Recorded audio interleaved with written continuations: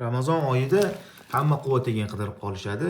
Sababi saharlik va iftorligi buni ota-onamizga, oilamizga bersak, kuchligiga kuch, quvvatligiga quvvat qo'shiladi. Holatlarini ko'rishingiz mumkin. 19 xil quruq meva va 20-si asal bo'lgan aralashmamiz asali sevuvchilar uchun asalini ko'p qilib ham tayyorlab bera olamiz va jajji mijozlarimiz va yoshi katta mijozlarimiz uchun ham misrovkadan o'tkazib qo'ygan mahsulotimiz ham bor. Xuddi shu mahsulot misrovkadan o'tkazib qo'yilgan.